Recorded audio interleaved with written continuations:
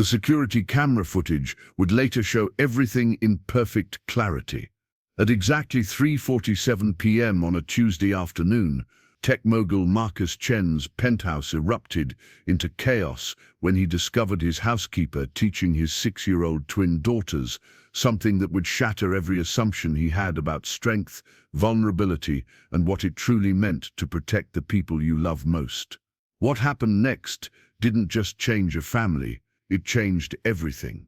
Before we jump back in, tell us where you're tuning in from, and if this story touches you, make sure you're subscribed, because tomorrow I've saved something extra special for you. The rainfall hammered against the floor-to-ceiling windows of the Chen penthouse, 43 stories above the glittering chaos of downtown Seattle. Inside the immaculate living space, silence reigned with the kind of oppressive weight that money could buy but happiness couldn't sustain. Every surface gleamed with the sterile perfection of a museum exhibit, every piece of furniture positioned with mathematical precision, every shadow falling exactly where the interior designer had calculated it should. Marcus Chen stood at his home office window, phone pressed against his ear, watching the city blur through sheets of rain, while his voice cut through another business call with surgical precision. At 34, he commanded a tech empire worth 9 figures, his company's algorithms powering half the apps on every smartphone in America. His mind operated like the servers in his data centers, fast, efficient, and utterly without sentiment. The conversation he was having would determine whether his latest acquisition would close by Friday, potentially adding another 100 million to his portfolio. Numbers flowed through his consciousness like a familiar language, profit margins and quarterly projections arranging themselves into perfect formations that made sense in ways human emotion never could. 3 floors below, in the building's parking garage, his twin daughters Mia and Zoe pressed their faces against the back window of their private car, watching raindrops race down the glass while their driver navigated through Seattle's afternoon traffic. At 6 years old, the girls possessed the kind of ethereal beauty that seemed to exist only in dreams, Mia with her thoughtful dark eyes that missed nothing, Zoe with her infectious giggle that could light up entire rooms. They were identical in appearance, but vastly different in temperament, 2 halves of a whole that had learned to navigate the world as a perfectly synchronized unit. Their school bags sat forgotten between them, homework assignments and art projects mingling with the casual chaos that followed children everywhere. Mia had spent her afternoon crafting an elaborate story about dragons and princesses, while Zoe had attempted to teach her pet hamster basic commands using techniques she'd observed from YouTube videos. Neither girl mentioned the incident that had occurred during lunch recess, when Tyler Morrison had cornered them behind the playground equipment with his usual arsenal of cruel words and aggressive posturing. Tyler was 8, 2 years older and significantly larger than either twin, the kind of child who had learned early that size and volume could substitute for actual power. His favorite target had become the Chen twins, partly because their father's wealth made them obvious symbols of everything his own family lacked, and partly because their naturally quiet demeanor suggested easy victims. The confrontation had lasted less than 3 minutes. Tyler had demanded Zoe's dessert money, backing up his request with the kind of casual threat that had become routine. When Mia stepped forward to defend her sister, Tyler had shoved her hard enough to send her stumbling backward into the brick wall. The impact had left a small cut on her elbow and tears in both girls' eyes, but more importantly, it had left them feeling helpless in a way that 6-year-olds should never have to experience. They hadn't told their father. They never told their father anything that might require him to stop working, to shift his attention from the screens and spreadsheets that seemed to command every moment of his existence. Marcus loved them. They knew that in the wordless way children understand fundamental truths, but his love felt distant and theoretical, like affection filtered through several layers of glass. The car pulled into the underground garage, and the twins gathered their belongings with the practiced efficiency of children who had learned early not to inconvenience the adults around them. Peterson helped them from the vehicle with the kind of professional kindness that served as a substitute for genuine warmth. He had worked for the Chen family since before the girls were born, witnessing their mother's death in childbirth and the subsequent transformation of Marcus from grieving husband into something resembling a highly functional machine. The private elevator carried them upward through floors of luxury that meant nothing to children who had never known anything else. The penthouse door opened with a soft electronic chime, revealing the space that served as their home but had never quite felt like one. Everything was beautiful, everything was expensive, and everything felt as warm as the surface of Mars. Isabella Rodriguez was waiting for them in the foyer, her warm smile providing the first genuine human connection the girls had experienced since leaving for school that morning. At 28, Isabella possessed the kind of natural grace that made her seem to float rather than walk, her movements flowing with an unconscious elegance that spoke of years spent training her body to be both strong and fluid. She had been working as the Chen family's housekeeper for 8 months, but her role had gradually expanded far beyond cleaning and organizing. Isabella's arrival in the Chen household had been the result of pure necessity rather than careful planning. Her predecessor had quit without notice, leaving Marcus in the impossible position of trying to manage his empire while ensuring his daughters had appropriate supervision. The employment agency had recommended Isabella based on her impeccable references and her background in early childhood education, though they had failed to mention the black belt in Brazilian Jiu-Jitsu or the fact that she had spent 3 years teaching self-defense classes to survivors of domestic violence. Her own story was written in the careful way she moved through space, always aware of exits and potential threats, always positioned to protect rather than retreat. Isabella had grown up in neighborhoods where violence was a daily reality, where young girls learned early that the world contained dangers that adults couldn't always shield them from. Her journey from scared teenager to confident woman had been paved with hours of training, with learning to transform fear into strength and vulnerability into power. The Chen twins represented something she recognized but had never quite articulated: children growing up with every material advantage but lacking the fundamental skill of protecting themselves, not just from physical threats, but from the kind of emotional manipulation that could destroy a spirit without leaving visible marks. In Mia and Zoe, she saw echoes of her younger self, bright and curious but ultimately dependent on others for their safety and sense of worth. "How was school today, mi amor?" Isabella asked, kneeling to help Zoe remove her rain-soaked jacket. The Spanish endearment came naturally, a remnant of the grandmother who had raised her after her own parents had disappeared into the chaos of addiction and violence that defined her early childhood. Mia and Zoe exchanged one of their silent communications, a language of glances and micro-expressions that they had developed in the womb and refined through 6 years of being each other's primary companion. The cut on Mia's elbow had been carefully concealed beneath her sleeve, but Isabella's trained eyes caught the slight stiffness in her movement, the way she favored her left arm just slightly. "It was fine," Zoe replied, but her voice carried the particular flatness that children used when they were trying to make themselves invisible, hoping that if they appeared uninteresting enough, the adults around them would stop asking questions that might lead to uncomfortable conversations.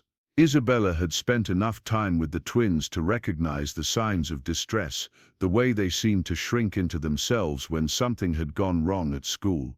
Their father's parenting philosophy appeared to center around providing for their material needs while assuming that expensive private education and structured activities would handle everything else. He meant well, Isabella was certain of that, but good intentions couldn't substitute for presence, for the kind of daily attention that helped children navigate the complex social dynamics of growing up. She made a mental note to probe gently later, when they were settled and comfortable, when the formal atmosphere of arrival had given way to something more relaxed. For now, she simply helped them organize their school supplies and listened to the ambient sounds of the penthouse, the hum of expensive appliances, the whisper of climate control, and from the office down the hallway, the familiar cadence of Marcus's voice conducting yet another business call. The afternoon routine unfolded with the precision of a well-rehearsed dance, Homework was completed at the kitchen island under Isabella's patient supervision. Healthy snacks were prepared and consumed, and backpacks were organized for the following day. Through it all, the twins maintained their careful composure, two small figures moving through their privileged existence with the kind of quiet dignity that broke Isabella's heart just a little bit more each day. Marcus emerged from his office exactly once, appearing in the kitchen doorway like a visiting dignitary making a brief tour of foreign territory. He asked about their day in the perfunctory way of someone checking items off a mental list, accepted their standard responses without follow-up questions, and retreated back to his sanctuary of screens and conference calls. His interactions with his daughters felt choreographed, loving but distant, as if he were afraid that too much warmth might somehow compromise the careful structure he had built around their lives. Isabella watched this exchange with growing concern, recognizing the patterns that had defined her own childhood in different but equally painful ways. The Chen twins were growing up in a golden cage, protected from material want but starved of the kind of emotional nourishment that actually helped children develop resilience. They were being raised to be perfect, compliant and ultimately helpless when faced with anything their father's money couldn't fix. As evening approached, Isabella found herself alone with the girls in their playroom, a space that managed to be both luxurious and somehow sterile, filled with expensive toys that looked more like museum pieces than objects designed for actual play. Mia was attempting to build a castle with her collection of wooden blocks, while Zoe worked on a puzzle featuring horses running through a meadow. The comfortable silence was broken when Zoe looked up suddenly, her dark eyes filled with the kind of ancient sadness that no 6-year-old should possess. "Isabella," she said quietly, "what do you do when someone bigger than you wants to hurt you?" The question landed in Isabella's chest like a physical blow, confirming every suspicion she had harbored about their subdued behavior. She set down the book she had been reading and moved to sit cross-legged on the floor between them, her movements deliberate and calm despite the alarm bells ringing in her mind. "Why do you ask me, corazon?" she replied, keeping her voice gentle and non-threatening, creating space for whatever truth they were ready to share. Mia abandoned her block castle and scooted closer, unconsciously rolling up her sleeve to reveal the angry red scrape on her elbow. "Tyler pushed me at school today," she admitted, her voice barely above a whisper. "He said we think we're better than everyone else because Daddy has money, and that we need to be taught a lesson." Isabella's professional calm warred with a surge of protective fury that threatened to overwhelm her carefully maintained composure. She had seen this pattern too many times before, children targeted not for anything they had done, but simply for representing something their tormentor resented or envied. The Chen twins' wealth and privilege, rather than protecting them, had made them visible targets for every frustrated child looking for someone to blame for their own circumstances. "How long has this been happening?" Isabella asked, gently examining Mia's injured elbow while Zoe pressed against her other side, seeking comfort and reassurance. "Since school started," Zoe replied. "Tyler and his friends always take our lunch money, and if we don't give it to them, they push us or pull our hair or say mean things about Mama being dead." The casual way Zoe delivered this information, as if it were simply another fact about their daily existence, revealed exactly how normalized this violence had become in their young lives. Isabella felt her heart crack just a little bit more as she realized that these two beautiful, innocent children had been suffering in silence for months, protecting their father from the burden of their pain by simply accepting it as inevitable. "Have you told your daddy about this?" Isabella asked, though she suspected she already knew the answer. Both girls shook their heads simultaneously. "Daddy's always working," Mia explained, "and Tyler said if we tell anyone he'll make it worse for us. He said his big brother knows where we live and could hurt us even at home." Isabella closed her eyes briefly, processing the full scope of what the twins were dealing with. They were facing not just typical childhood bullying, but organized intimidation designed to keep them silent and compliant. Tyler Morrison had discovered that wealth and privilege meant nothing when confronted with physical aggression, and he was systematically exploiting that vulnerability. "Listen to me carefully," Isabella said, gathering both girls into her arms and speaking with quiet intensity. "What Tyler is doing to you is not okay. It's not normal. It's not something you have to accept, and it's absolutely not your fault. No one has the right to hurt you or threaten you, no matter what they think about your family or your money." She paused, studying their faces, seeing the hope and fear warring in their expressions. These children had been taught to be polite, compliant and non-confrontational, values that served them well in most situations, but left them defenseless against predators who recognized weakness and exploited it without mercy. "I want to teach you something," Isabella continued, her voice taking on a different quality, something stronger and more certain. "I want to teach you how to protect yourselves, how to be strong and confident so that people like Tyler can't hurt you anymore." Zoe's eyes widened with interest, while Mia looked uncertain. "But we're not supposed to fight," Mia said. "Daddy says fighting is for people who can't use their words to solve problems." Isabella nodded thoughtfully. "Your daddy is right that fighting should always be the last option, but sometimes words aren't enough." Preparing and narrating this story took us a lot of time, so if you are enjoying it, subscribe to our channel. It means a lot to us. Now back to the story. Sometimes people don't want to listen to words. They only understand strength. What I want to teach you isn't about fighting. It's about protecting yourselves and others who might need help. She stood up and moved to the center of the playroom, her movements flowing with the unconscious grace that came from years of training. "Self-defense isn't about hurting people," she explained, settling into a basic stance that looked both relaxed and alert.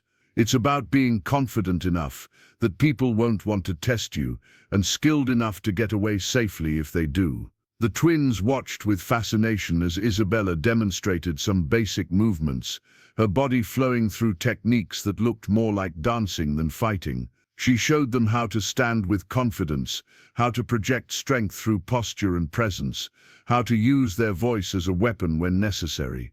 "The first rule of self-defense," Isabella said, "is to avoid trouble whenever possible.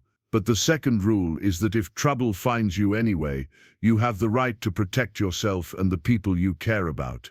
For the next hour, Isabella guided the twins through basic exercises designed to build confidence rather than teach violence. They practiced standing tall, speaking with authority, and moving with purpose. She showed them how to break free from someone grabbing their wrist, how to create distance when they felt threatened, and most importantly, how to trust their instincts when something felt wrong. The transformation was almost immediate. Mia, who had always been the more cautious of the twins, discovered that she possessed natural balance and quick reflexes. Zoe, typically the more outgoing sister, found that she had an intuitive understanding of timing and distance. Both girls began to carry themselves differently, walking taller and speaking with more conviction. Isabella was careful to frame everything in terms of protection rather than aggression, emphasizing that these skills were tools to be used only when necessary, like fire extinguishers or first aid kits, essential safety equipment that hopefully would never be needed. She told them stories about her own childhood, carefully edited but honest about the realities of growing up in environments where violence was commonplace. "I was about your age when I first learned that I couldn't depend on adults to always protect me," Isabella shared, sitting on the floor with both girls curled against her sides. "It was scary at first, but then it became empowering. When you know you can take care of yourself, you don't have to be afraid all the time." The afternoon light was beginning to fade when they heard the electronic chime of the front door, followed by the sound of expensive shoes on marble flooring.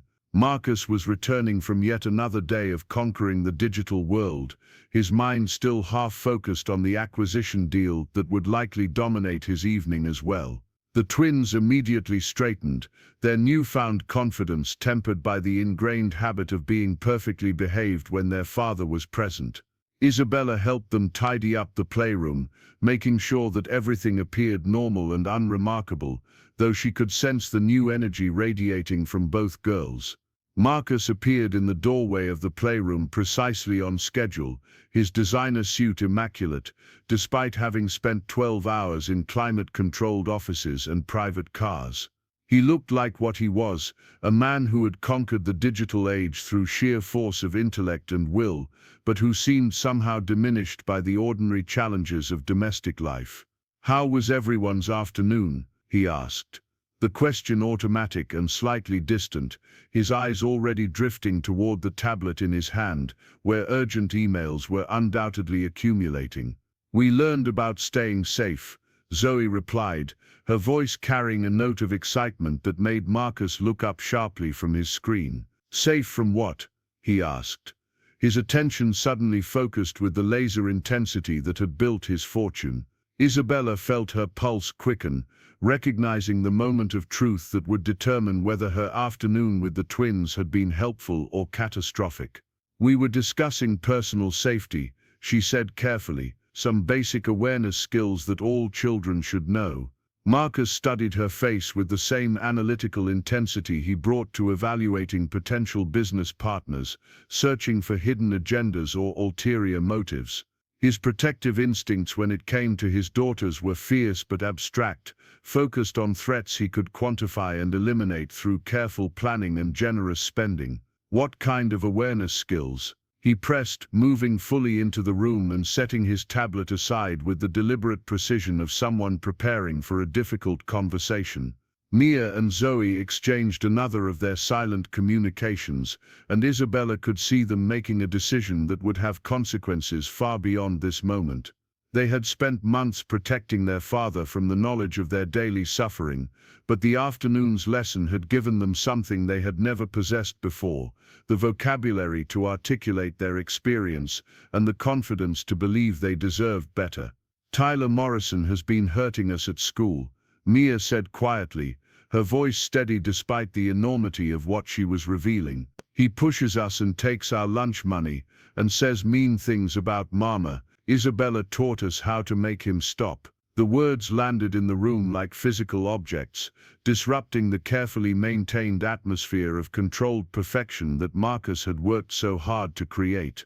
His face went through a series of rapid transformations: confusion, disbelief, growing anger, and finally a kind of cold fury that Isabella had never seen before. "Someone has been hurting you?" Marcus asked, his voice carrying the same deadly quiet he used during hostile corporate takeovers. "For how long? Why didn't you tell me?"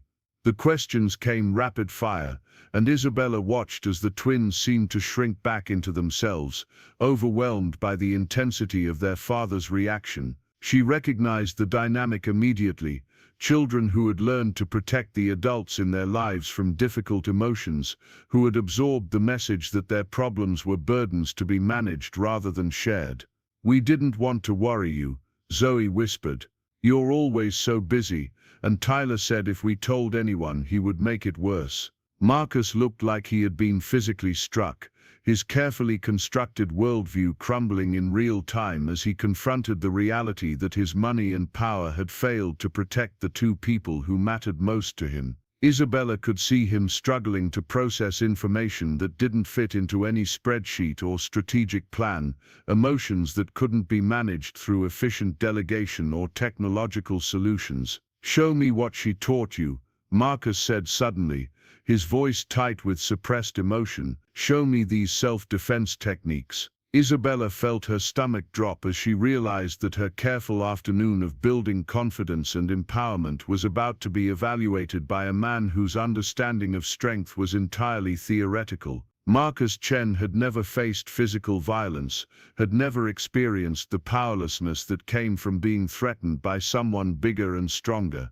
His world was one of boardrooms and legal contracts, where disputes were resolved through negotiation and leverage rather than physical capability. "Mr. Chen," Isabella began, trying to find words that would bridge the gap between his experience and his daughter's needs. "What we worked on today was about confidence and awareness, not violence." The goal was to help Mia and Zoe feel more secure and capable, but Marcus was already moving, positioning himself where he could observe as the twins demonstrated some of the basic movements Isabella had taught them. His expression was unreadable, but Isabella could sense the tension radiating from him as he watched his daughters practice techniques designed to help them protect themselves from threats he had never imagined they would face. Mia showed him how to break free from someone grabbing her wrist, the movement fluid and confident in a way that would have been impossible just hours earlier.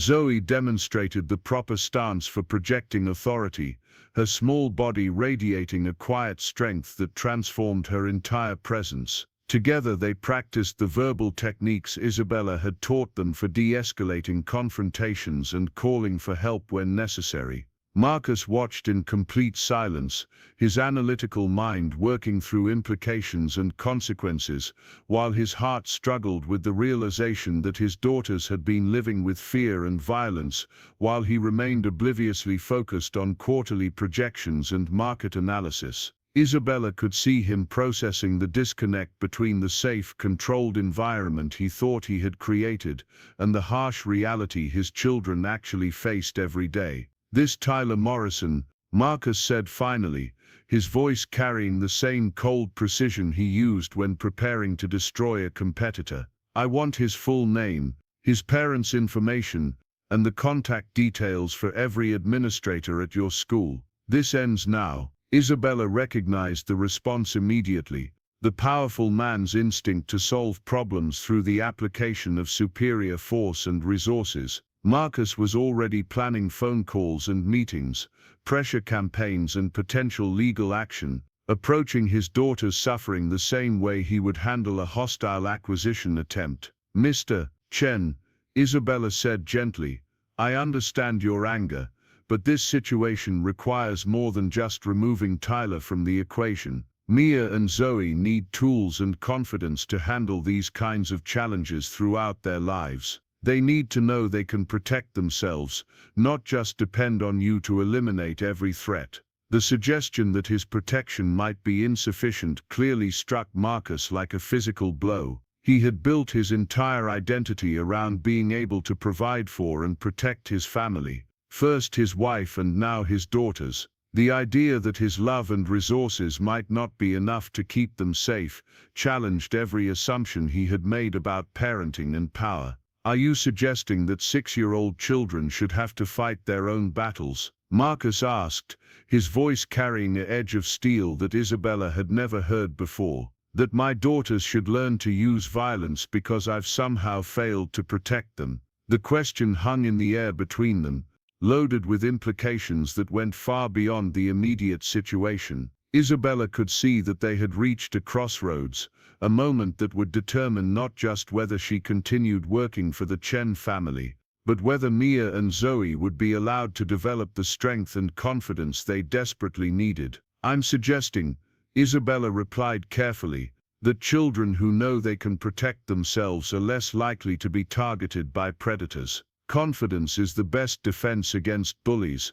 and skills are the best backup plan when confidence isn't enough." She paused, studying Marcus's face, trying to read the complex emotions playing across his features. "Your daughters are beautiful, intelligent, and kind. They're also wealthy and somewhat isolated, which unfortunately makes them attractive targets for people like Tyler Morrison. I can't change those facts, but I can help them be strong enough that their vulnerability doesn't define them." Marcus was quiet for a long moment, his gaze moving between his daughters and the woman who had apparently been teaching them to fight while he remained focused on building his empire. Isabella could see him struggling with concepts that didn't translate easily into his world of digital solutions and corporate strategy. "I need to think about this," Marcus said finally, his voice heavy with the weight of decisions he had never expected to face. "Girls, go wash up for dinner.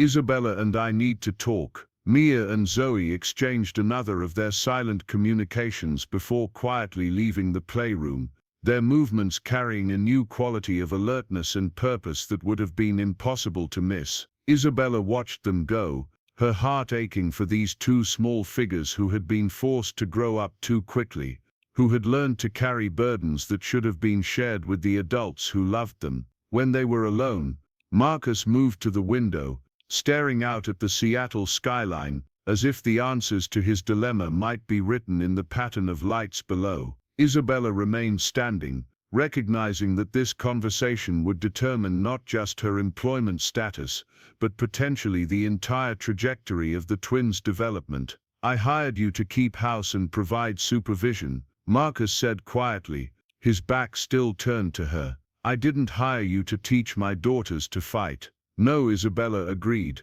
"You hired me to take care of them, and right now, teaching them to protect themselves is part of taking care of them." Marcus turned around, his expression unreadable but intense. "My wife died giving birth to those girls," he said, his voice carefully controlled. "For 6 years, I've focused on building something that would ensure they never have to worry about money, never have to face the kind of insecurity and danger that most people deal with. Everything I've done has been about creating a safe space for them to grow up." Isabella nodded, recognizing the pain behind his words. "You've given them incredible advantages," she said softly. "But safety isn't just about money and security systems. It's also about knowing you can handle whatever challenges come your way." "They're 6 years old," Marcus repeated, as if their age somehow changed the fundamental realities they faced. "They should be playing with dolls and learning to read, not practicing combat techniques." "They should be doing both," Isabella replied. "Childhood doesn't protect anyone from the world's dangers. It just makes those dangers more traumatic when children don't have any tools to handle them." The conversation continued as evening fell over the city, two adults with vastly different backgrounds trying to find common ground in their shared commitment to protecting two small girls who had already endured more pain than any child should face. Outside, the rain continued to fall against the windows, creating a rhythm that seemed to underscore the gravity of the decisions being made in the elegant playroom 43 stories above the street. Tomorrow would bring new challenges, new conversations, and new opportunities for growth or conflict. But tonight, in the safe space of their penthouse home, Mia and Zoe Chen fell asleep with something they had never possessed before: the knowledge that they had options, that they didn't have to remain victims, and that sometimes the most important lessons came from the most unexpected teachers. The security cameras had recorded everything, capturing every moment of an afternoon that would change the trajectory of an entire family. But the real transformation was just beginning, as a successful businessman learned that true strength couldn't be bought, and two little girls discovered that they were capable of far more than anyone had ever imagined. The next morning arrived with the kind of crystalline clarity that made Seattle's skyline look like a photograph, each building etched against the pale dawn sky with surgical precision.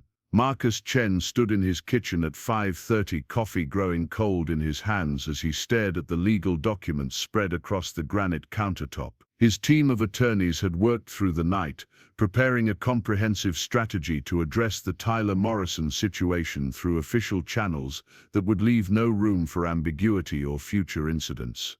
Yet something felt fundamentally wrong about reducing his daughter's pain to a series of legal maneuvers and administrative complaints. The conversation with Isabella had planted seeds of doubt that bloomed in the pre-dawn darkness, challenging assumptions he had never thought to question.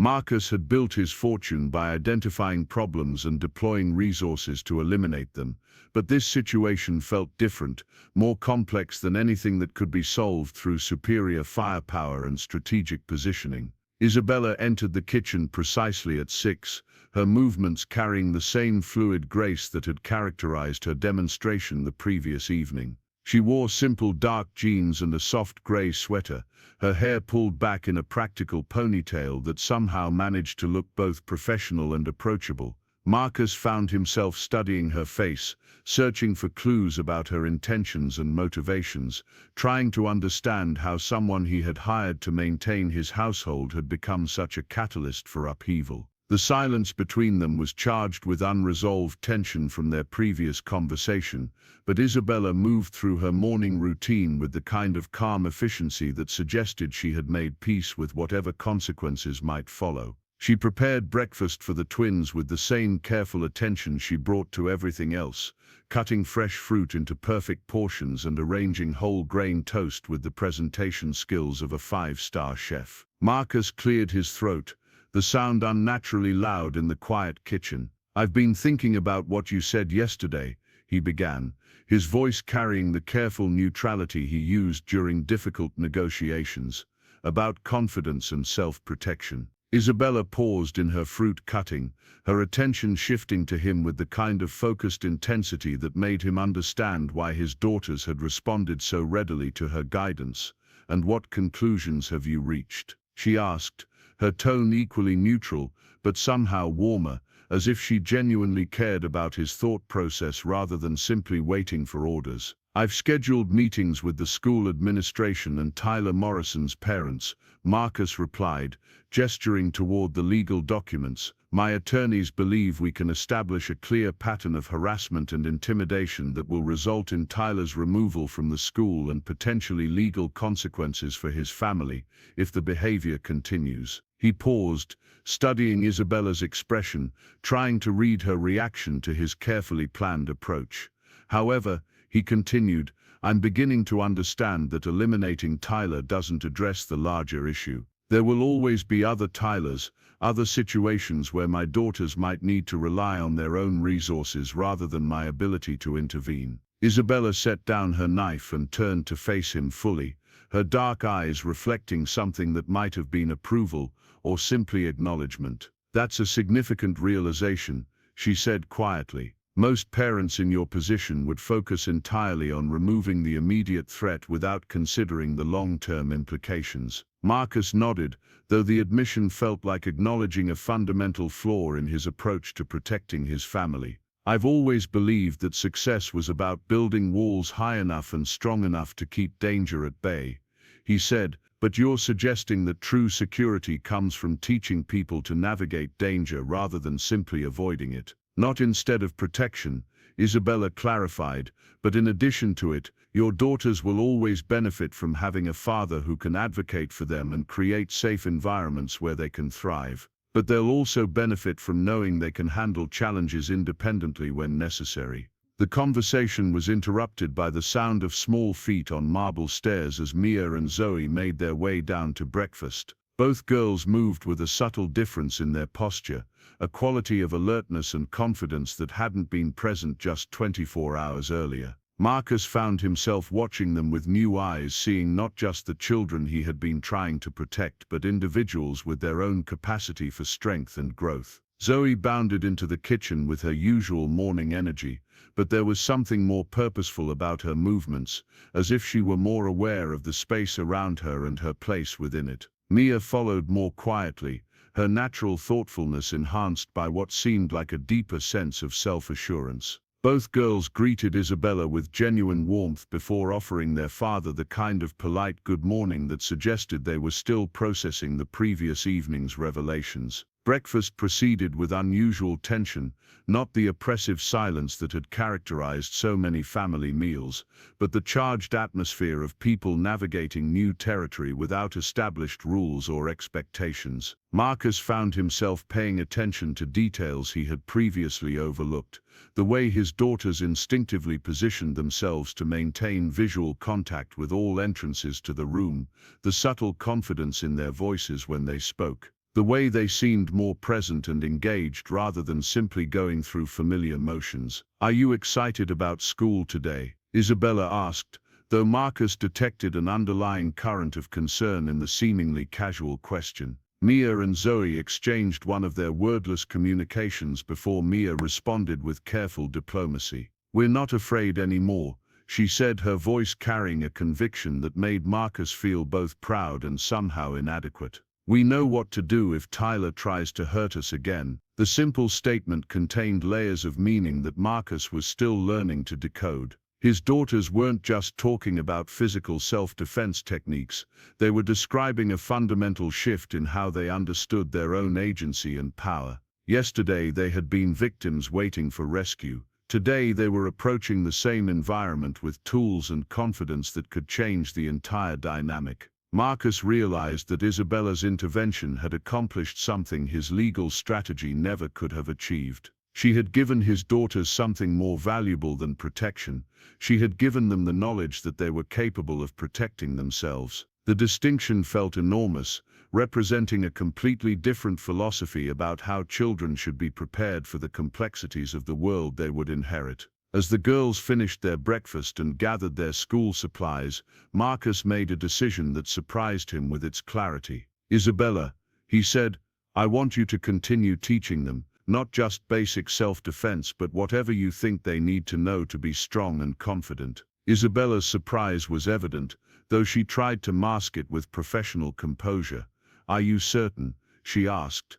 "This isn't something we can undo if you change your mind. Once children learn they have power, they don't easily accept being powerless again." "Good," Marcus replied, the word carrying more conviction than he had felt about anything in months. "I don't want them to be powerless, I want them to be capable." The school drop-off that morning felt different for everyone involved. Marcus had decided to accompany the girls personally rather than relying on their usual driver, partly to observe their behavior in the environment where they had been suffering, and partly to begin establishing his own presence in spaces he had previously delegated to others. The prestigious private academy represented everything he had worked to provide for his daughters: small class sizes, exceptional facilities, and the kind of exclusive environment that supposedly guaranteed safety and opportunity. But as they pulled into the circular drive lined with luxury vehicles and uniformed staff,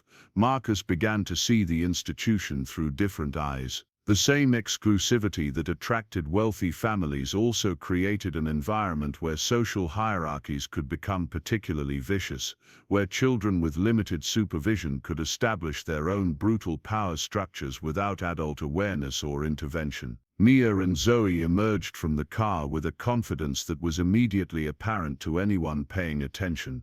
They stood taller, moved with more purpose, and radiated the kind of quiet assurance that commanded respect rather than inviting aggression. Marcus watched other children's reactions, noting how the twins' transformation seemed to shift the social dynamics around them in subtle but significant ways. Tyler Morrison was waiting near the main entrance, surrounded by his usual collection of followers and admirers. At 8 years old, he possessed the kind of casual cruelty that suggested either inadequate supervision or active encouragement of aggressive behavior.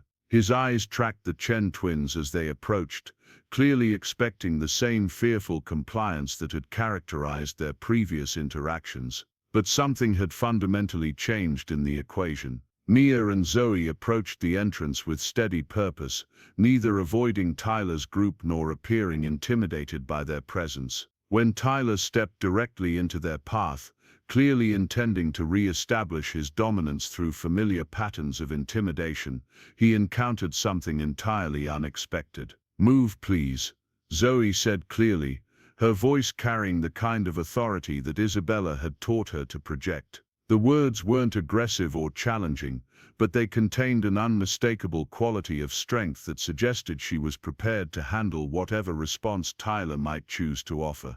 Tyler's confusion was evident as he processed this departure from the script he had been following for months. The Chen twins were supposed to shrink away from confrontation, to offer appeasement and submission in exchange for his temporary mercy. Instead, they stood their ground with a composure that seemed to belong to much older children, forcing him to choose between escalation and retreat in front of his own followers. "What did you say to me?" Tyler demanded, his voice rising with the kind of bluster that often masked underlying uncertainty. He moved closer to Zoe, clearly intending to use his size advantage to restore the familiar power dynamic. But Zoe didn't step backward or lower her eyes. Instead, she maintained her relaxed but alert posture, her feet positioned for balance, her hands visible and ready. "I asked you to move," she repeated, her tone remaining calm and respectful but somehow completely immovable. "We need to get to class."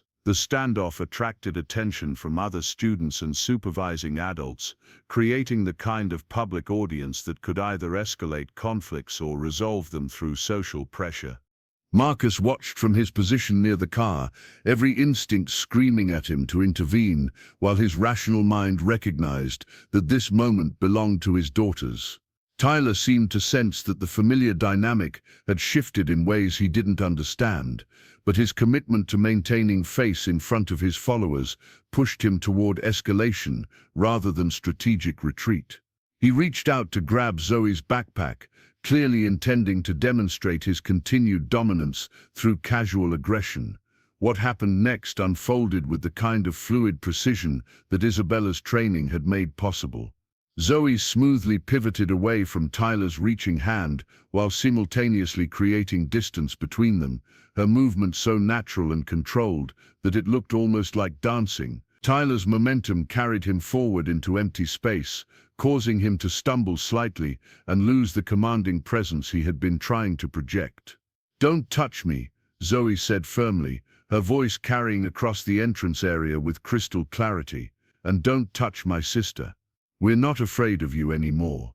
The simple declaration contained enough truth and conviction to resonate with everyone within hearing distance. Other students who had witnessed Tyler's previous behavior toward the Chen twins began to murmur among themselves, and several adults moved closer to observe a situation that was clearly departing from normal patterns. Tyler's face flushed red with a combination of embarrassment and rage, his carefully cultivated reputation for intimidation crumbling in real time. He lunged forward more aggressively, clearly intending to restore his dominance through escalated violence, but found himself facing not one target but two as Mia stepped smoothly to her sister's side. The twins moved with the kind of coordinated precision that only came from years of unconscious partnership enhanced by recent training in mutual protection. They created space while maintaining unity, projecting confidence while avoiding unnecessary aggression, demonstrating exactly the kind of strength that Isabella had been trying to teach them. Tyler's second attempt at physical intimidation resulted in him grabbing empty air, while both girls calmly stepped back in perfect synchronization, their movements making his aggression look clumsy and ineffective. The watching crowd of students began to shift their allegiance in real time, recognizing that the power dynamic they had accepted as normal was suddenly and dramatically different. "Is there a problem here?" The voice belonged to Mrs. Henderson, the head of student affairs, whose arrival changed the entire context of the confrontation. Her tone suggested she had observed enough of the interaction to understand what was happening, and her positioning clearly indicated that she was prepared to address the situation with appropriate administrative authority. Tyler immediately attempted to shift into victim mode, a skill he had clearly developed through previous encounters with authority figures. "They were being mean to me," he claimed, his voice taking on the kind of wounded innocence that had probably protected him from consequences in the past. "I was just trying to be friendly, and they started pushing me around." But Mrs. Henderson had witnessed enough of the actual interaction to recognize manipulation when she encountered it. More importantly, other students who had observed Tyler's previous behavior toward the Chen twins were beginning to speak up, their voices creating a chorus of testimony that painted a very different picture of the situation. Marcus found himself walking toward the group, his protective instincts finally overriding his commitment to letting his daughters handle the situation independently. But as he approached, he realized that his intervention was no longer necessary. Mia and Zoe stood calmly beside Mrs. Henderson, answering her questions with the kind of honest clarity that suggested they had nothing to hide and no need for adult rescue. The resolution came swiftly once the truth became apparent. Tyler Morrison found himself escorted to the principal's office, while his followers dispersed, their loyalty proving as shallow as most opportunistic alliances. The Chen twins continued to their classroom with a dignity that commanded new respect from their peers, their transformation from victims to confident individuals complete in the space of a single morning. Marcus returned to his car with a profound sense of disorientation, as if the fundamental laws of physics had been suspended and then restored with completely different parameters. His daughters had faced down their tormentor using nothing more than confidence, preparation and mutual support, achieving a victory that no amount of legal maneuvering or administrative pressure could have accomplished. The drive back to the penthouse provided time for reflection on the morning's events and their larger implications. Marcus had witnessed his daughters discovering their own power, not through aggression or violence, but through the kind of quiet strength that couldn't be intimidated or manipulated. Isabella's lessons had given them tools, but more importantly, they had given them the confidence to use those tools effectively. Isabella was waiting in the kitchen when Marcus returned, her expression suggesting she had been anxious about the outcome of the morning's school experience. The concern in her eyes reminded Marcus that her investment in his daughter's well-being went far beyond professional obligation, that she had risked her employment to provide them with something she believed they needed. "How did it go?" Isabella asked, her voice carefully neutral but her posture betraying genuine worry about the consequences of her intervention. Marcus poured himself a fresh cup of coffee, taking time to organize his thoughts before responding. The morning had challenged so many of his assumptions about protection, strength, and parenting that he needed to process the experience before attempting to articulate its meaning. Tyler Morrison attempted to re-establish his dominance using the same tactics that had worked for months. Marcus began, his voice carrying a note of amazement that he couldn't quite suppress. But this time, he encountered two confident, prepared individuals who refused to accept the role of victims. He paused, meeting Isabella's eyes directly. "My daughters handled the situation with more grace and effectiveness than I could have managed with all my resources and legal expertise. They didn't need rescue because they had been given the tools to rescue themselves." Isabella's relief was evident, though she tried to maintain professional composure. "Children are often more capable than adults give them credit for," she said quietly. "They just need someone to believe in their strength and teach them how to access it." The afternoon brought unexpected developments that further validated Isabella's approach to building confidence and capability. Mrs. Henderson called personally to report that the morning's incident had prompted several other students to come forward with their own accounts of Tyler Morrison's behavior, revealing a pattern of systematic bullying that had been largely invisible to adult supervision. More significantly, the principal wanted to schedule a meeting with Marcus to discuss implementing a school-wide program focused on building student confidence and personal safety skills. Word of the Chen twins' transformation had spread quickly through the small community of families that comprised the academy's enrollment, generating interest in approaches that empowered children rather than simply increasing adult surveillance. Marcus found himself in the unusual position of being consulted about educational philosophy, rather than simply writing checks to support programs developed by others.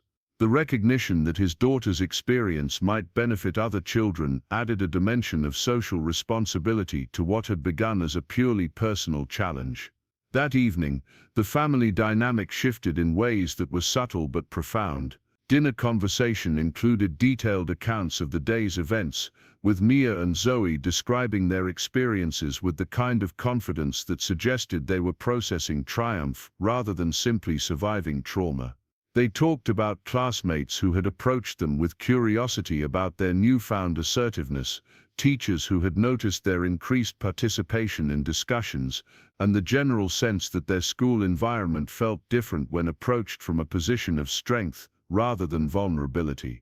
Marcus listened with growing understanding that Isabella's intervention had accomplished something far more significant than resolving a bullying situation.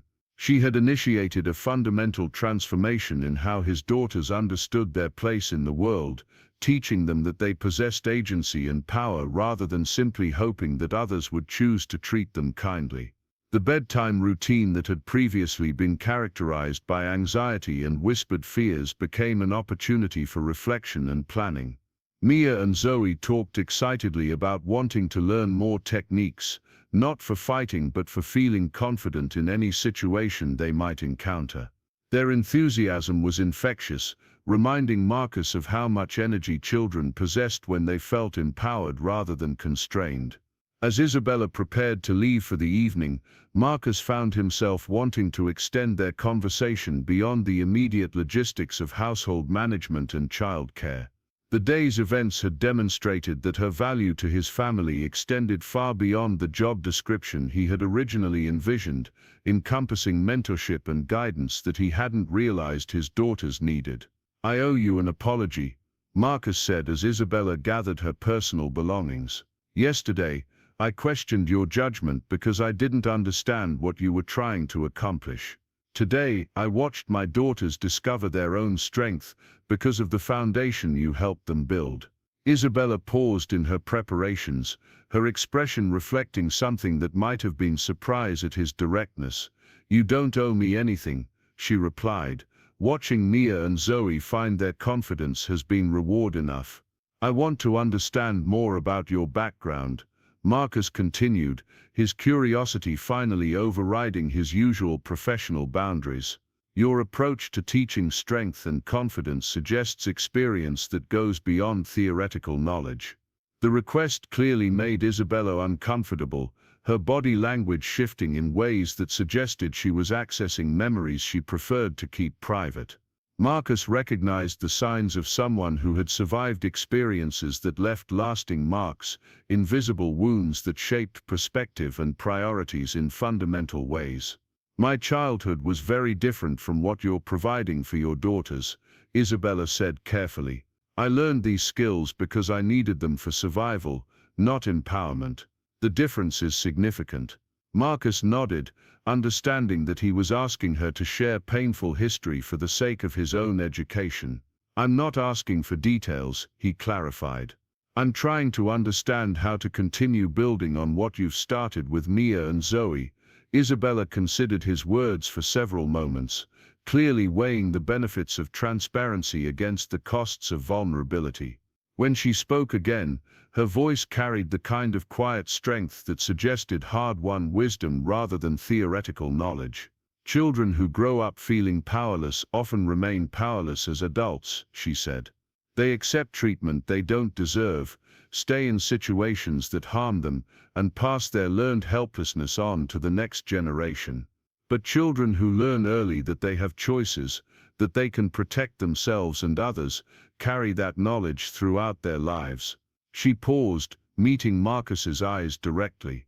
"Your daughters have advantages I never had: loving family, financial security, educational opportunities.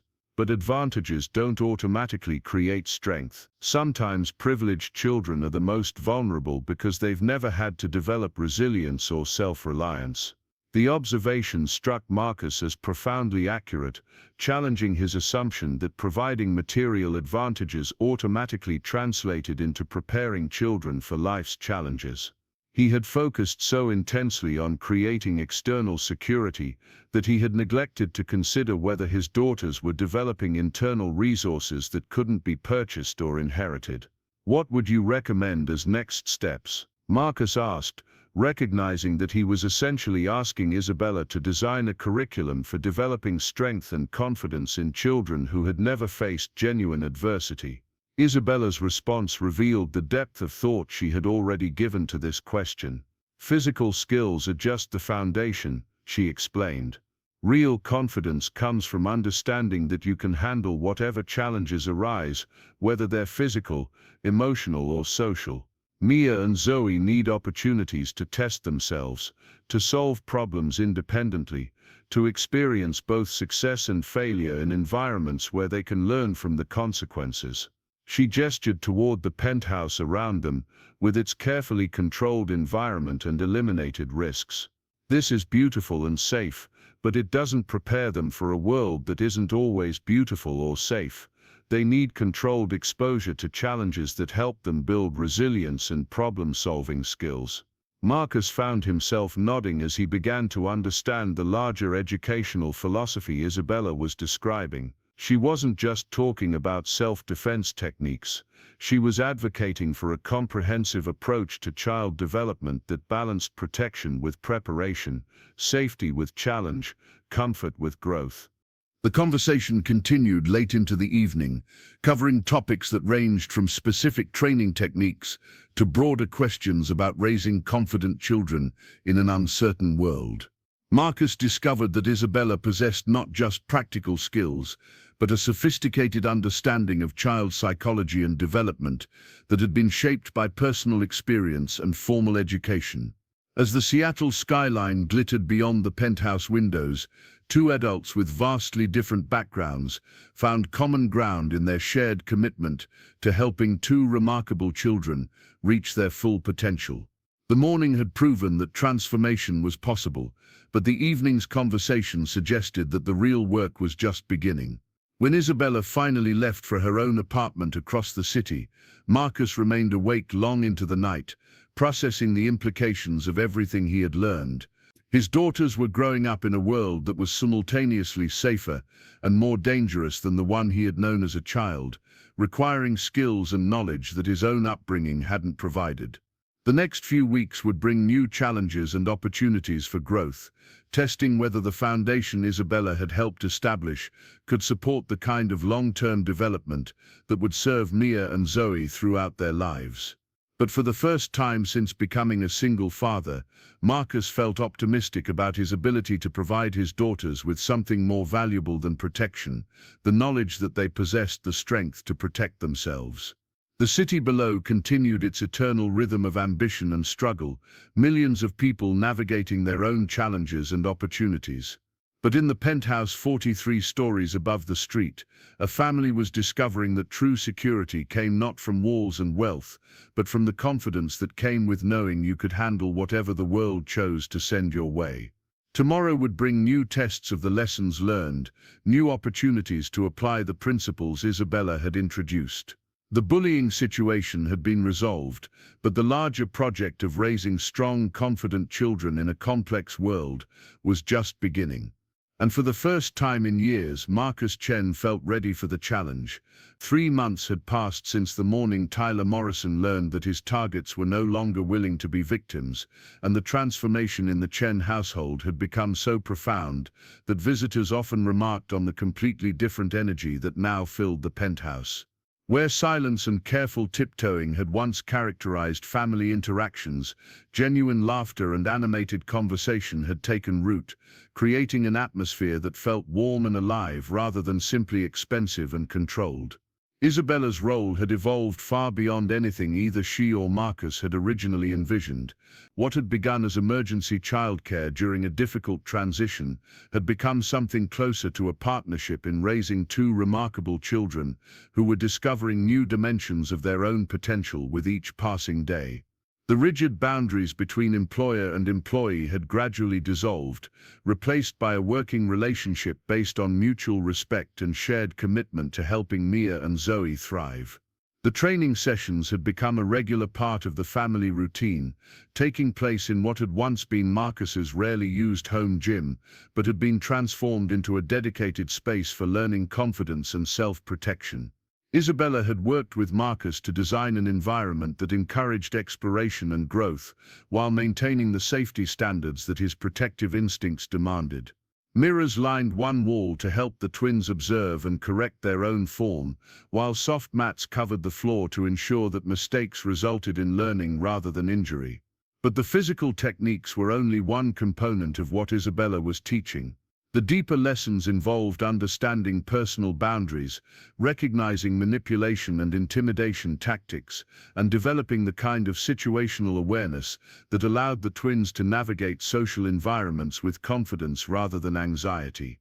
Mia and Zoe learned to read body language and vocal cues that indicated potential threats, but they also learned to project the kind of quiet strength that made them less likely to be targeted in the first place.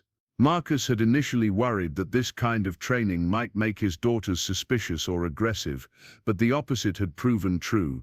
As their confidence grew, Mia and Zoe became more open and generous in their interactions with others, no longer constrained by the fear that had previously made them withdrawn and overly cautious. They approached new situations and unfamiliar people with curiosity rather than apprehension, secure in the knowledge that they possessed tools to handle whatever challenges might arise. The changes extended beyond their personal development to influence their academic and social experiences in ways that continued to surprise their teachers and classmates. Both girls had become natural leaders in group projects, their newfound assertiveness translating into the ability to advocate for ideas and organize collaborative efforts effectively. They stood up for younger students who faced bullying, creating a ripple effect of courage that had begun to transform the social dynamics throughout their grade level. Mrs. Henderson had requested multiple meetings with Marcus to discuss the possibility of implementing a formal program based on Isabella's approach to building confidence and personal safety skills. The success with the Chen twins had generated interest from other families dealing with similar challenges, and the school administration was exploring ways to incorporate these principles into their broader educational mission. Marcus found himself in the unexpected position of becoming an advocate for educational approaches he had never considered before his daughter's transformation. His analytical mind had become fascinated with the measurable improvements in Mia and Zoe's confidence levels, academic performance and social relationships, leading him to research child development methodologies with the same intensity he brought to evaluating potential business acquisitions. The data was compelling. Children who developed strong personal boundaries and self-advocacy skills at an early age demonstrated improved academic outcomes, better peer relationships, and reduced likelihood of becoming either victims or perpetrators of bullying behavior. The correlation between physical confidence and emotional resilience appeared consistently across multiple studies, validating Isabella's intuitive understanding of how strength and security developed in young people. But beyond the research and statistics, Marcus was witnessing daily evidence of his daughter's growth in ways that couldn't be quantified through traditional measures. Mia had begun writing stories about brave princesses who solved their own problems rather than waiting for rescue, while Zoe had started a small business selling friendship bracelets to classmates, negotiating prices and managing inventory with impressive sophistication for a 6-year-old entrepreneur. The girls' relationship with each other had also evolved, their natural closeness enhanced by shared experiences of growth and discovery. They continued to communicate through their wordless twin language, but their conversations had become more complex and nuanced, reflecting deeper thinking about ethics, relationships, and personal responsibility. They challenged each other to try new things while providing unconditional support when attempts didn't succeed, creating a model of healthy partnership that impressed adults who observed their interactions. Isabella's influence on the family extended beyond her work with the twins to include subtle but significant changes in Marcus's own approach to life and relationships. Watching his daughters develop courage and authenticity had challenged him to examine his own patterns of emotional avoidance and control, leading to uncomfortable but necessary conversations about vulnerability, connection, and what it meant to be truly present for the people who mattered most. The breakthrough came on a rainy Thursday evening in November, when an unexpected crisis tested everything the family had learned about strength, support, and facing challenges together. Marcus had been working late in his home office, reviewing acquisition documents for a startup company that had developed promising innovations in artificial intelligence, when Isabella knocked on his door with an expression that immediately commanded his full attention. "We need to talk," Isabella said quietly, her voice carrying the kind of gravity that suggested serious developments requiring immediate discussion. "It's about the girls, but it's also about something larger that affects all of us." Marcus immediately saved his work and closed his laptop, recognizing that Isabella's tone indicated a situation that demanded priority over even the most pressing business concerns. She rarely interrupted his work hours unless circumstances required adult consultation and decision-making that couldn't wait for more convenient timing. They moved to the living room, where floor-to-ceiling windows revealed the Seattle skyline glittering through the evening darkness. Isabella positioned herself in one of the leather chairs that faced both the view and Marcus's customary seat, her body language suggesting she had prepared for a difficult conversation that would require careful navigation of sensitive topics. "I received a phone call this afternoon from my former supervisor at the women's shelter where I used to teach self-defense classes," Isabella began, her voice steady but carrying emotional undertones that Marcus had rarely heard before. "There's been a situation involving one of my former students, a woman named Carmen Rodriguez, who is my cousin."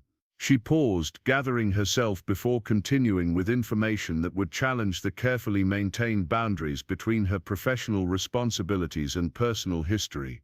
"Carmen has been in an abusive relationship for the past 2 years, and yesterday she finally found the courage to leave with her 3 children.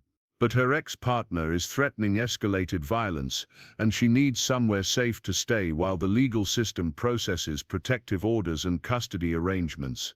Marcus felt his protective instincts immediately engage, though he wasn't entirely certain what Isabella was requesting or how her family crisis might affect his own household. "What kind of help does she need?" he asked, his mind already calculating resources and potential solutions while trying to understand the full scope of the situation. "She needs temporary housing in a location that her ex-partner can't easily discover or access," Isabella replied, her eyes meeting his directly. "The shelter is overcrowded, and most of her family members live in areas where he knows to look for her. I was wondering if she could stay in the guest quarters here for a few weeks while she gets established in a more permanent situation." The request hung in the air between them, representing a significant departure from the carefully controlled environment Marcus had created for his daughter's safety and security. Bringing strangers into the penthouse, particularly people fleeing dangerous situations, introduced variables and risks that his analytical mind immediately began cataloging and evaluating. But Isabella's expression suggested that this request involved more than logistical convenience or family obligation. Her investment in Carmen's safety appeared to stem from the same principles that had motivated her work with Mia and Zoe, a deep commitment to empowering people who had been victimized by others' abuse of power. "Tell me about Carmen and her children," Marcus said, recognizing that his response to this request would communicate important information about his values and priorities to both Isabella and his daughters. Isabella's relief at his willingness to consider the situation was evident, though she maintained the careful neutrality that suggested she understood the magnitude of what she was asking. "Carmen is 26, a certified nursing assistant who has been supporting her family despite her partner's increasingly controlling behavior. Her children are 8, 5, and 3 years old, all of whom have witnessed domestic violence that will require ongoing therapy and support." She paused, her expression reflecting the weight of difficult memories that clearly connected to her own experiences with violence and recovery. "Carmen used the techniques I taught her to create an opportunity to escape safely with all 3 children, but her ex-partner has connections throughout the city that make traditional safe houses problematic. He's made specific threats about what he'll do if he finds them, and law enforcement is taking the situation seriously." Marcus found himself thinking about his own daughters, imagining how he would want other people to respond if Mia and Zoe ever needed protection from threats beyond his ability to control. The parallel wasn't exact, but the fundamental principle of providing sanctuary for vulnerable children resonated with every protective instinct he possessed. "What would this arrangement look like practically?" Marcus asked, his business training automatically focusing on logistics and implementation details. "How long would they need to stay, and what kind of security considerations would we need to address?" Isabella had clearly anticipated these questions, her response reflecting careful thought about the practical implications of what she was proposing. "Probably 4 to 6 weeks while Carmen finds permanent housing and employment in a different part of the city. The guest quarters have a separate entrance and private access to the building's amenities, so they wouldn't need to disrupt your family's routines significantly." She hesitated before addressing the security concerns that she knew would be paramount in Marcus's thinking. Carmen's ex-partner doesn't know about her connection to me or my employment here. All of his surveillance and threats have focused on locations and people he already knows about, not professional relationships that Carmen kept private. The conversation was interrupted by the sound of small feet moving through the penthouse as Mia and Zoe emerged from their playroom, drawn by the serious tone of adult voices and their natural curiosity about developments that might affect their familiar routines. Both girls approached with the kind of confident alertness that had become their trademark, ready to participate in family discussions rather than simply accepting decisions made without their input. "What are you talking about?" Zoe asked directly, her natural boldness enhanced by months of learning that her voice and opinions mattered in family conversations. Marcus and Isabella exchanged glances, recognizing that the twins had arrived at a crucial moment in a conversation that would significantly impact their immediate environment. The decision about Carmen and her children couldn't be made in isolation from the family members who would be most affected by the arrangement, particularly given how much Mia and Zoe's lives had been shaped by their own experiences with vulnerability and protection. Isabella's cousin needs a safe place to stay with her children for a few weeks, Marcus explained, choosing his words carefully to provide accurate information without overwhelming them with details about domestic violence that might be traumatic for children their age. "We're discussing whether our guest quarters might be appropriate for helping her family during a difficult time." Mia tilted her head thoughtfully, processing the information with the kind of serious consideration that had become characteristic of her approach to complex situations. "Is someone trying to hurt her?" she asked, her question revealing an understanding of danger and vulnerability that came from their own recent experiences with bullying and intimidation. Isabella nodded gently, recognizing an opportunity to connect their family's situation to larger principles about protecting people who couldn't protect themselves. Yes, someone was hurting her and her children, but she was brave enough to leave and ask for help. Sometimes adults need the same kind of support and safety that children do when they're facing people who want to harm them. Zoe's response was immediate and decisive. "Then she should stay here," she declared with the kind of moral clarity that children often possessed before learning to complicate ethical decisions with endless qualifications and exceptions. "If someone needs help and we can help them, then we should help them." Marcus felt a surge of pride at his daughter's instinctive generosity, recognizing that Isabella's influence had helped develop not just physical confidence but moral courage that translated into action when others needed assistance. The twins had learned to stand up for themselves, but they had also learned to stand up for others who faced similar challenges. "It's not quite that simple," Marcus replied, though Zoe's directness had essentially summarized the ethical framework that should guide their decision. "Helping people in dangerous situations requires careful planning to make sure everyone stays safe." Mia stepped closer, her expression reflecting the thoughtful analysis that characterized her approach to problem solving. "Could we meet Carmen and her children first?" she suggested. "If they're nice and if they need help, then maybe we could have a trial period to see if the arrangement works for everyone." The maturity of Mia's proposal surprised Marcus, revealing how much his daughters had grown in their ability to think through complex situations and propose reasonable solutions. Her suggestion demonstrated both compassion and practical wisdom, acknowledging the importance of helping others while recognizing the need for compatibility and safety in shared living arrangements. Isabella's smile reflected genuine appreciation for the twins' responses, their immediate willingness to extend their family's protection to strangers who needed sanctuary. "That's a wonderful idea," she said warmly. "Carmen would very much like to meet your family before making any decisions about staying here."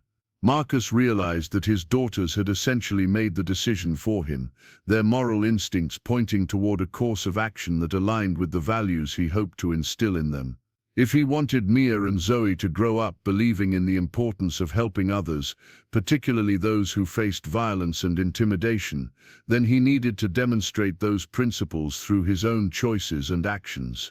"Let's arrange a meeting," Marcus said, his decision feeling both spontaneous and inevitable. If Carmen and her children are comfortable with our family, and if we feel confident about providing adequate security and support, then we'll welcome them to stay as long as necessary. The next few days brought a flurry of preparation as the penthouse was organized to accommodate extended guests who would need both privacy and protection.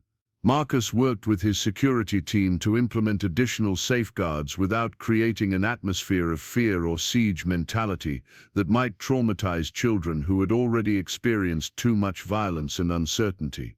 Isabella coordinated with Carmen to arrange a meeting that would allow both families to assess compatibility and comfort levels before committing to an arrangement that would significantly impact everyone's daily routines. The logistical challenges were considerable, but the emotional stakes were even higher, involving decisions that would affect vulnerable children's sense of safety and stability during a crucial period of transition and recovery. Carmen Rodriguez arrived on a Sunday afternoon with her 3 children, her careful movements and constantly alert posture immediately recognizable to Isabella as signs of someone who had learned to navigate the world as a potential battlefield. She was young and beautiful despite the exhaustion that shadowed her features, her strength evident in the way she maintained composure while clearly operating on the edge of emotional and physical reserves. Her children reflected different stages of processing trauma and uncertainty. 8-year-old Diego moved with the hyper-vigilant wariness of a child who had assumed adult responsibilities too early, constantly monitoring his surroundings and positioning himself to protect his younger siblings. 5-year-old Sophia clung to her mother's hand, while observing everything with the kind of intense focus that suggested she was trying to determine whether this new environment represented safety or additional danger. 3-year-old Luis appeared less affected by the recent upheaval, his natural toddler curiosity overriding anxiety as he explored the magnificent space with wonder and delight. The meeting unfolded with the careful courtesy of people who understood that first impressions would determine whether a potentially life-saving arrangement could succeed. Carmen's gratitude was evident, but she maintained the dignity of someone who understood the difference between accepting help and surrendering agency, making it clear that she viewed the proposed arrangement as temporary assistance rather than permanent dependence. Mia and Zoe responded to the visiting children with the kind of natural warmth that had been enhanced by their growing confidence and security. They showed Diego their training space and explained some of the techniques Isabella had taught them, creating an immediate connection based on shared understanding of feeling unsafe and learning to protect oneself. Sophia gradually warmed to the twins' gentle invitation to play, while Luis became fascinated with their collection of building blocks and educational toys. Marcus observed the interactions with growing certainty that this arrangement represented more than simple charity or family obligation. The presence of Carmen and her children would provide his daughters with opportunities to practice the empathy and leadership skills that Isabella had been helping them develop, while offering a real-world application of the principles about strength, protection, and mutual support that had become central to their family's evolving identity. The decision was unanimous. Carmen and her children would move into the guest quarters within the week, beginning what everyone hoped would be a healing period that allowed them to rebuild their lives while contributing to the continued growth and development of the Chen family's understanding of courage, compassion, and community. The first few weeks of the arrangement exceeded everyone's expectations, creating a dynamic that enriched both families while providing the safety and stability that Carmen's children desperately needed. Diego's protective instincts found a positive outlet in helping Mia and Zoe with various projects, his natural leadership abilities flourishing in an environment where strength was channeled toward building rather than defending. Sophia blossomed under the twins' patient friendship, her anxiety gradually replaced by the kind of playful confidence that had been suppressed by months of living in fear. Luis simply enjoyed being a normal toddler in a space designed for children's happiness and exploration. Carmen's professional background in healthcare proved invaluable when Marcus contracted a severe flu that left him temporarily unable to maintain his usual demanding schedule. Her nursing skills and Isabella's management capabilities created a support system that allowed the household to function smoothly while he recovered, demonstrating the benefits of extended family networks that transcended traditional employment relationships. But the most significant development involved the gradual emergence of feelings between Marcus and Isabella that neither had anticipated when their relationship began as a straightforward employment arrangement. Months of shared commitment to the twins' development, combined with their collaboration in providing sanctuary for Carmen's family, had created a foundation of mutual respect and admiration that was evolving into something deeper and more personal. The realization came slowly, emerging through countless small moments of connection and understanding rather than dramatic declarations or sudden revelations. Marcus found himself looking forward to conversations with Isabella that extended far beyond practical discussions about childcare and household management. Isabella discovered that her initial professional respect for Marcus's dedication to his daughters had grown into genuine affection for a man who was learning to balance strength with vulnerability, protection with empowerment. Their first real conversation about the changing nature of their relationship took place late one evening after both families had settled into their bedtime routines. Marcus had lingered in the kitchen longer than usual, drawn by Isabella's presence as she prepared for the following day with the kind of thoughtful efficiency that characterized everything she did. "I need to tell you something," Marcus said quietly, his voice carrying the same careful intensity he used during important business negotiations, though the stakes felt infinitely more personal and significant. "These past months have changed more than just my understanding of how to raise confident children. They've changed my understanding of what it means to build a life worth living." Isabella paused in her preparations, her attention shifting fully to him with the kind of focused presence that had first attracted his daughters and was now drawing him toward possibilities he had never considered.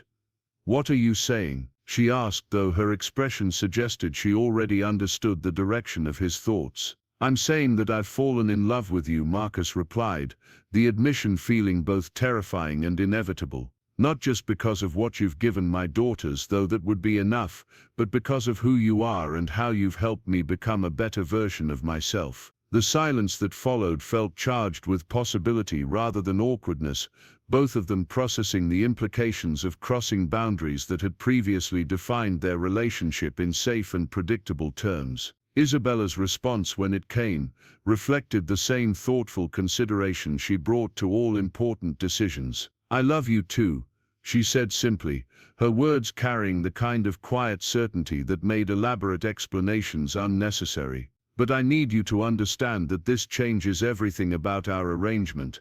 We can't go backward to an employer-employee relationship if this doesn't work out." Marcus nodded, recognizing the courage required for someone in Isabella's position to risk the security and stability of her employment for the possibility of something deeper and more meaningful. "I don't want to go backward," he replied.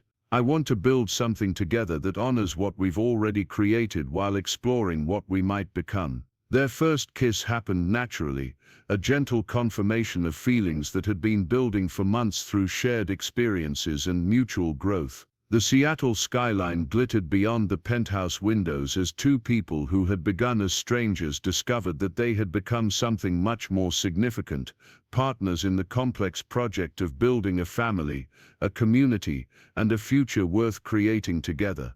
The announcement of their relationship to the children proved less surprising than either Marcus or Isabella had anticipated. Mia and Zoe had been observing their interactions with the kind of intuitive awareness that children possessed about adult emotions and connections, while Diego, Sophia, and Luis had simply accepted the growing closeness as part of the natural evolution of their extended family arrangement. "Does this mean Isabella's going to be our mom now?" Zoe asked directly, her question reflecting both curiosity and hope rather than anxiety about changing family dynamics. "It means we're going to explore what it looks like to be a family together," Marcus replied carefully, wanting to acknowledge the significance of their relationship without making promises about the future that might create pressure or unrealistic expectations. Isabella will always be important to you regardless of what happens between us, and our love for each other doesn't change our commitment to all of you.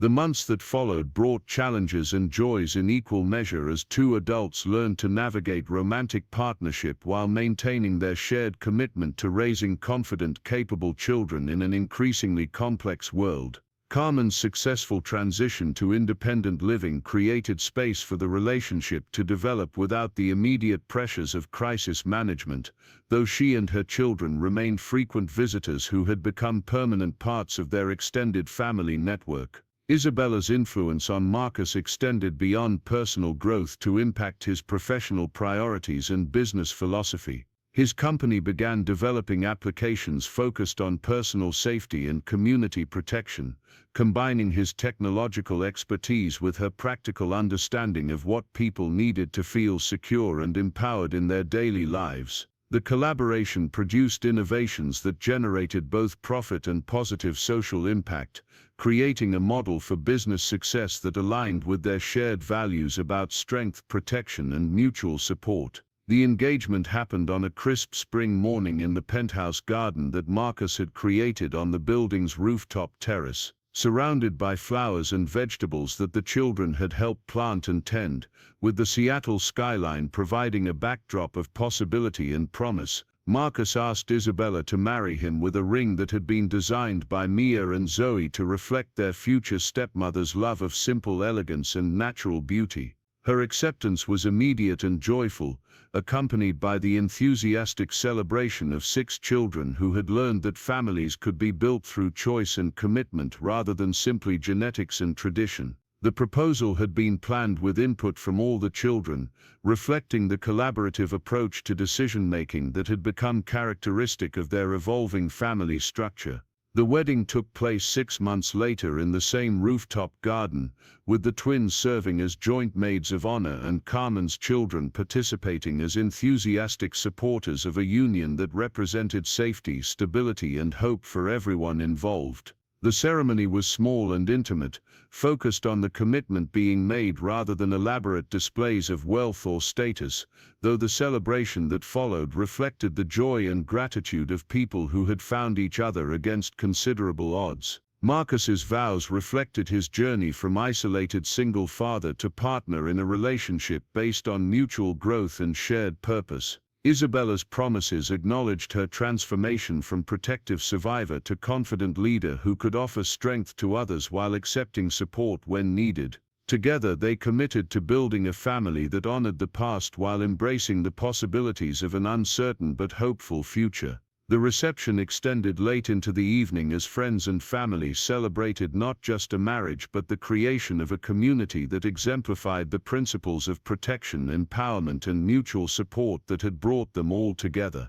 Children ran through the garden while adults shared stories and laughter, creating memories that would anchor this new family through whatever challenges and opportunities lay ahead. 2 years later, the Chen Rodriguez household had become a model of innovative family structure that attracted attention from researchers studying resilience, child development, and community building. Marcus and Isabella had established a foundation focused on teaching confidence and personal safety skills to children and families facing various forms of vulnerability, expanding the principles that had transformed their own lives to benefit thousands of other people seeking strength and security. Mia and Zoe, now 8 years old, had become confident leaders in their school and community, their early experiences with bullying and empowerment having prepared them to advocate effectively for themselves and others who needed support. They continued their training with Isabella while also pursuing individual interests that reflected their growing understanding of their own capabilities and dreams. Mia had begun writing and illustrating books about brave children who solved problems through creativity and collaboration,